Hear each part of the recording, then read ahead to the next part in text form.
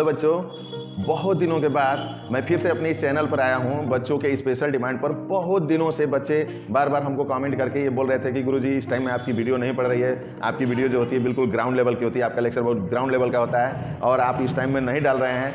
तो ये सच है और इसके लिए हम अपने प्यारे दर्शकों, बच्चों और जितने हमारे स्टूडेंट्स हैं जो हमारी चैनल के माध्यम से हमारी फिजिक्स को समझते हैं, उनके लिए हम एक बार सॉरी बोलते हैं। लेकिन फिर मैं इस प्रॉमिस के साथ आपके सामने उपस्थित हुआ हूं कि 1 बाय 1 करके मेरा लेक्चर जाएगा और अभी स्टार्ट होगा। वीकली एक लेक्चर पड़ेगा हमारे इस चैनल पर और सबसे पहले मैं क्लास 11th का फिजिक्स ग्रेविटेशन से स्टार्ट करने जा रहा हूं और ग्रेविटेशन से आपका 1 बाय 1 इसके पहले हमारा वन शॉर्ट वीडियो एक है मैकेनिकल प्रॉपर्टीज ऑफ सॉलिड का, जिसको इलास्टिसिटी कहते हैं। वन शॉर्ट वीडियो है, पूरा फुल चैप्टर है, आप उसको देख सकते हैं। और मैं अब फिर आपकी जो समस्याएं हैं उसको लेकर के आपके सामने आया हूं। बहुत से बच्चे कमेंट करके ये बोल रहे थे कि गुरुजी आपकी वीडियो नहीं पड़ रही है, बहुत दिनों से आपकी वीडियो नहीं आ रही है, प्लीज़ आप वीडियो को डालिए। और बच्चों का डिमांड आ रहा था, बच्चे बता रहे थे कि आपका लेक्चर जो है ग्राउंड लेवल का होता है, इसलिए आप इसको डालिए। सो मैं फिर से आया हूँ, एक छोटा सा लेक्चर, एक छोटा सा टॉपिक ग्रेविटेशन का। बहुत से बच्चे ये बात सोचते हैं, कन्फ्यूजन रहती है कि अगर अर्थ सरफेस से हम लोग कुछ ऊंचाई पर, कुछ हाइट से, सपोज करो मान लो मल्टी स्टोरी बिल्डिंग है, 3rd फ्लोर 4th फ्लोर है, बहुत सारा हाइट, बहुत ज़्यादा हाइट वाली बिल्डिंग है, तो उस ऊंचाई से अगर दो ऑब्जेक्ट को हम नीचे की तरफ गिराते हैं, एक लाइटर ऑब्जेक्ट है और एक हेवियर ऑब्जेक्ट है, और दोनों को सेम हाइट से गिरा रहे हैं, दोनों को नीचे की तरफ सेम हाइट से गिराया जाए, तो क्या ये दोनों ऑब्जेक्ट एक साथ अर्थ पर आएगा?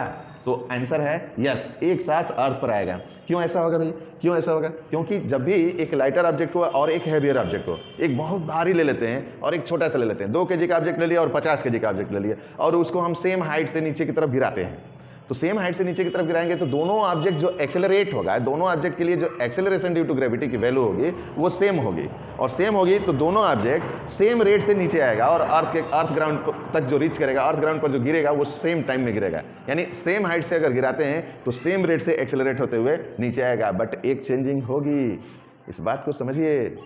जो लाइटर ऑब्जेक्ट है वो धीरे से फोर्स लगाएगा, कम फोर्स लगाएगा सरफेस पे, और जो हेवियर ऑब्जेक्ट है वो धड़ाम से गिरेगा, वो ज़्यादा फोर्स लगाएगा। ऐसा क्यों हुआ? ड्यू टू मास डिफरेंट, एक का मास ज़्यादा था और एक का मास कम था, तो छोटी वाली पर अर्थ, छोटी वाली का जो वेट हुआ वो कम हुआ, बड़ा वाला का जो वेट हुआ, जो हैवियर बॉडी है उसका वेट हुआ ज़्यादा हुआ, तो ये दोनों अलग अलग फोर्स से अर्थ सरफेस को जाकर धड़ाम से मारेगी। लेकिन अगर सेम हाइट से हम गिरा देते हैं तो वो सेम रेट से अर्थ ग्राउंड पर आएगी, क्योंकि स्मॉल जी की जो वैल्यू है, देखिए ये रिलेशन देखिए, G = GME/RE²।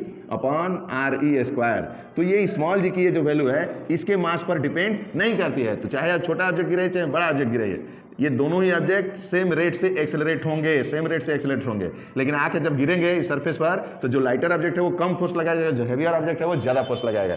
सो जैसा कि मैं प्रॉमिस कर चुका हूँ, 1 बाय 1 करके वीकली एक लेक्चर, एक मेरा वीडियो चैप्टर वाइज पड़ेगा, और मुझे आपके कमेंट और आपके प्यार की इंतज़ार रहेगा। So please comment me and suggest me.